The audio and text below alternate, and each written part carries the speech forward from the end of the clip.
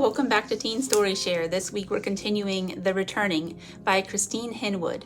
If you missed last week's chapter, that will be linked down below, along with a synopsis of the story. I also want to make sure and show you the map of the village as best I can on camera.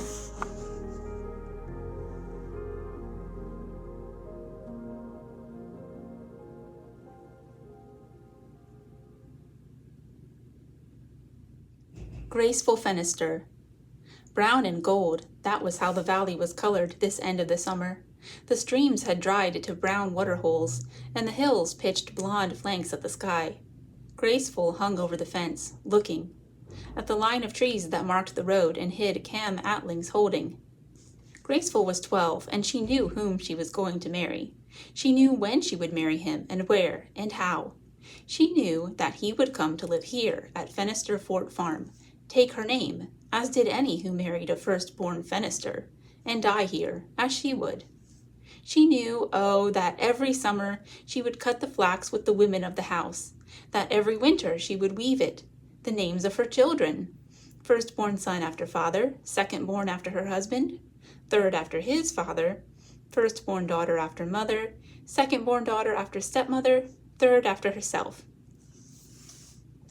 The course of her life was laid out like the highway was laid through the valley. It entered through the pass in the hills to the north, and vanished in the forest to the south. If the highway was her life, then she was about there, not quite at Castle Cross, but still coming downhill from the pass.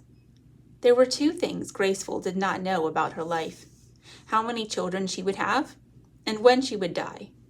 If she thought about not knowing these two huge things, her stomach went tight. It was fear and it was joy, that tightness, all at once and all mixed up.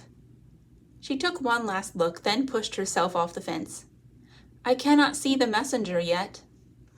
Father wasn't listening. "It will be a colt," he said. Down in the paddock, the bay mare cropped gold grass. Her sides bulged. "Filly," said Garrett, who was Father's leading hand, "do you look how it sits wide rather than deep?" "That's right, a colt." "I had much rather a filly," said Graceful. "It will be a filly, I am sure of it." "What will you stake, daughter?" Graceful thought about it. "A filly and it's mine, a colt and it's yours." She put her hand out. Father grasped it. "That sure, are you?" And that was the wager sealed. Graceful caught Garrett's eye. He was watching them, sucking his cheeks in a grin with it. "Master," said Garrett. There was a rider on the valley floor. "Well," Father let Graceful's hand go, "best we get to the house yard." The flat top of Fenister Fort Hill was shaped like two rectangles, one abutting the other. The western one was the horse paddocks, the other, the eastern one, was the yard, with the house and the outbuildings framing it about. A low stone wall divided the two. Graceful trotted after Father and Garrett, across the paddock and through the gate in the wall from one rectangle to the other. Stepmother waited for them in the yard. "Mop it." She linked her arm with Graceful's, lifted her face to Father's for him to kiss. Stepmother was tall. So was Graceful tall. Slender. Graceful was not. All gold and white, skin and hair. Standing next to her was like standing next to the sun, and when she smiled, it was like standing in sunshine. The household entire was in the yard and jammed about the messenger. He was an uplander, and he was here, in her yard. One hand on his hip, a leather wallet in the other. He flicked his coat back over his shoulders and looked from the corners of his eyes at Stepmother. The work hands stood like a wall about her. At the messenger's feet was a seedling, roots wrapped in sacking. Father and the messengers carried out a sort of mummery, bowing and pointing to the north, their only words the name of the new lord in Dorn Lannet, Lord Ryu. Repeated again and again. Father, smiling, steered Graceful forward. "Do you curtsy?" said Stepmother in Graceful's ear. So she did, bent her head and curtsied, but the messenger looked no more at her. He'd already turned back to Father, and Father to him. Stepmother, tugging on Graceful's hand, led her into the house. They ate the evening meal around the messenger's delivery. The seedling stood half Graceful's height, with palish bark and leaves as wide as Graceful's spread hand. Was he an uplander, the messenger? Was he an... No, no, daughter. He runs their messages, but he is not one of them. Graceful was disappointed. Stepmother said, He looked to be from Loddon or the Middle Lands thereabouts. Those born there can be very uplander in their looks. Father was more interested in what the messenger had brought. Do you look at this? He untied the leather wallet and brought out a package wrapped in paper, then in cloth, then again in paper. A length of fabric, the same rose color of stepmother's cheeks. Silk! Father thwacked the roll of fabric with the back of his hand. That's what the uplander lords and ladies like. Fenister linen is famed throughout the South, said stepmother. Why would it not become as well liked among the uplanders? Father draped the cloth about her shoulders. Why not Fenister silk? Oh, feel it, Moppet. Graceful took a handful and held it to her face. It passed over her skin like a breath of air. Why did the messenger give you a tree? Worms, said Father. He was not listening to her, or was he? That little tree, it's a mulberry, and silkworms live on mulberry trees. How'd you like a silk gown? Fenister silk, eh? After supper, they walked the boundaries of the house yard, through the long summer dusk. The lamps in the village speckled the ridge and spread into the valley. I'm to have Allen's foal, if it's a filly. No, said stepmother. You did not, did you? Gar, Vivrin, she's an old hand at this, my Graceful. It was true. The wagers had started when she was small. Father had been readying himself to ride out, and she had not wanted to go with him. You shall, Father had said. So Graceful had lain upon the stable floor, refusing to move, or speak, or even to cry. Promises, threats, they all came to nothing. So, Father had squatted on his heels, rocking on the balls of his feet. You won't get up. Not unless I can stay. Graceful's voice came out all squashed through her hands. That your stake, then? You get up and you can stay? She nodded. Here is mine. You get up and you get a pony. Graceful had lowered her hands. Of course, Father had won. He always won. But somehow she always ended up on top, though she lost every bet they had between them. Every single one. Graceful had called the pony Puck. He'd had a white saddle and reins and bells strung on them. Still did. Father, do you remember how I got Puck? I remember. It was your betrothal to Attling's oldest. Oh, you did not want to go. My dears, said stepmother, yet she was laughing. As long as you keep such commerce in the stable yard where it belongs. Father winked at Graceful. Silk or not, the flax should be good and soft, stepmother said next morning. It's had 20 days on the grass. All the women of Fenister Fort, Graceful and stepmother, Isla, who milked the cows, gathered the eggs, churned butter, cleaned and did all around the house, Karen, who was stepmother's sister's husband's cousin, and Karen's daughter, Posy. They hitched their skirts up to their knees, tied scarves over their hair, and walked barefoot down to the drying field. Spread out on the grass were bunches of pulled flax, dried to a kind of straw. Flax became linen. Graceful's dress was linen, and her cap, and smock, and top petticoat, as were stepmother's, as were Father's shirt and breeks. Linen was what had built Fenister Fort. Linen was what kept it rich. In midsummer they had spread the flax out in Leetside, the field that faced south and got the least sun. Week upon week the flax had lain on the grass, redding, softening, wet with dew and drying with the sun, wet with dew again, and the moisture off the leet. Then the whole lot had been humped uphill and spread to dry on the sunny, westerly face of the hillside. Now they rolled it up, Graceful and stepmother, Isla and Karen and Posy, with their skirts showing their bare, scratched calves and their scarves sticking wet to their foreheads. The women made their way in a line to the threshing shed, lugging bundle after bundle, the sun dropping white summer heat down on them. They ate the noon meal in the drying field. Isla sought Graceful out. I do have a new game for you. Showing Graceful the rhythm to clap, Isla taught her. Cook Marin stands on his dung heap, grows in the morning, cock-a-doo. Cook Marin, he takes 9 wives, high on his dung heap, crows all the day. Cock-a-cock-a-doo. Cook Marin does what he's told to. Come down from your dung heap, right now from your dung heap. Ah-do, clap, clap. Where's my Graceful? Father's bellow echoed clear through the threshing shed, where Graceful and stepmother were at work. The threshing shed was really part of the barn. Here the women scooched the flax, spreading it on the scooch tables and pounding it with wooden paddles, the scoochers, to break the flax stems. Father held the little seedling in one arm. I thought you might want to put this one in, your own special mulberry. Oh, yes! Graceful looked to stepmother for permission. In answer, stepmother pulled Graceful's headscarf straight. She and father kissed, as they always did, any time they parted. Father carried a spade and Graceful the tree. Once upon a time, Dorn Lannet and Fenister Fort, he swung the spade like a sword, were equals, part of a line of defense, and in the charge of lords. Fenister Fort is not in the charge of lords now, for we are farmers. Graceful skipped to keep up. Humph. She wondered why that was a wrong thing to say. You know what those lords did, my Graceful? They fought one another when there was no enemy to fight. Some didn't fight, didn't want to. They married their daughters to the lords of other keeps, to put a stop to the fighting. Father laughed, or to increase their holdings. It went on until there was only one lord left. In Dorn Lannet.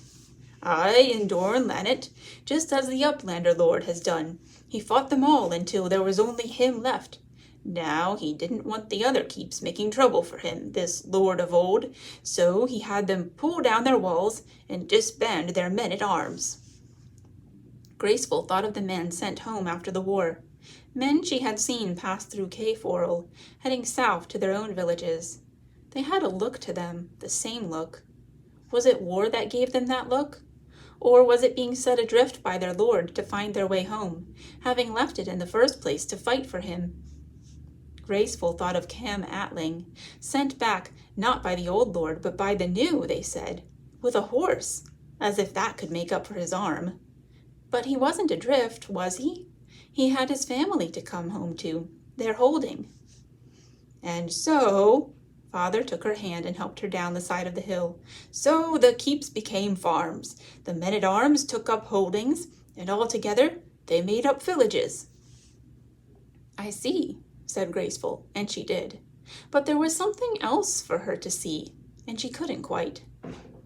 There, daughter. Father stopped, pointing to the edge of the forest, where the land was newly cleared. What will you name it, this new field? All the fields of Fenister Fort Farm had names. Graceful put the seedling down. It had grown heavy during the walk down the hill. The woods looked different. It was not just because of the trees that had been felled around the base of Fenister Fort Hill. Farther into the woods, the knotted mess of saplings and shrubs and fallen branches had been cleared. Father had hired a woodsman. Now there was space among the trees that no longer looked to hide goblins or wolves. Space she thought she might like to walk in. I thought wildwood. Father walked to the edge of the cleared ground and stood looking into the forest, hands stuck in his belt under his belly. We should call it Merry Dance for stepmother. Merry Dance had been stepmother's name until she had married father and become a Fenister. Merry Dance is a fine name. Father set his spade at the soil. Isla says plants grow better if you talk to them. Gar. Plants grow or they do not, and talking has no part of it. Graceful started. It was father's woodsman, who'd come silently from the trees to stand behind them.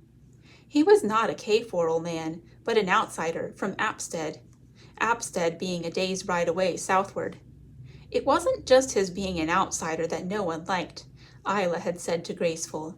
It was that he didn't smile, except at father and Graceful. When he saw them, he lifted his hat and put a friendly mask over his more usual surly one. Them coverlasts are seeing I don't get to the trees about their cot, right? They set their traps in Woodall, and I near walk into them, right? And I break them up, but they make more and set them again. Father leaned on his spade. His face had a look on it that Graceful knew, but saw only if she had been very naughty. "Don't come to me with this. You should know what to do. They'll want work. They always want work, that lot. Put them to it, clearing the land." Graceful watched the woodsman trudge back in among the trees. Then, with Father helping, she set the seedling in the ground. "I name this field Merry Dance," she said, and Father threw his hat in the air. Agurst, the draft horse, was trotting. Come up, sir!" Father slapped the reins, and Agurst sped up. His great hooves beat the earth like drums, and the cart rattled and shook. "This is something like—" Even Father's big, booming voice could not quite carry over the din of their going. "Fast enough for you?" Laughing, Graceful hung on, to the cart, to her headscarf. Their way was taking them past Attling's holding. Graceful had watched for it before they came to the curve in the road, was watching still so that her chin propped on her shoulder. There he was on the terraces, Cam Attling, her betrothed. "Gar," said Father, "they don't do as well for themselves as they would like to have people think." Graceful gazed at Cam, his dark hair lifting in the wind. A black flag, she thought. Kayforl proper was a ridge, the village dotted along its spine and the highway running at its feet. Where the highway met the village road at the intersection called Castle Cross, Father pulled upon the reins. "Whoa, my beauty!" There was a sudden quiet. Then the noise of the day made itself heard. Wind in the trees and grass, a mattock cutting into the soil. Tunk, tunk, tunk. Graceful pulled her scarf straight. The thick, dark forest that covered Holland Hill thinned as it reached the creek flats. Graceful was looking at a blanket, hung from a bough to make a shelter, a fire, with steam rising from a pot, a man, a woman, and 2-3 children, uplanders, and just that bit too distant to see clearly, though Graceful looked and looked. So this was why Father had driven a circuit right through the village and back again along the highway. Abruptly, the woman got up from the fire and gathered the children into the blanket tent. Only the man remained crouching by the fire. He did not look at them, not up at all, but gazed at the flames, seeming altogether absorbed. As with the woods near Fenister Fort Farm, the undergrowth had been cleared and low boughs trimmed off, except the one that held up the tent. "Father, is this our land too?" "Of course not." Graceful thought of Attling's oldest watching her and Father. She squirmed on her seat. "Why must you check it?" "Be still, my maid." Father stopped his staring and drew the reins tight. "And what do they do there?" He wasn't asking Graceful. To Agurst, he said, "Come up." As they drove home, Graceful watched Fenister Fort Hill sort itself clear from the other hillocks of the valley. The roofs sort themselves clear from the hill.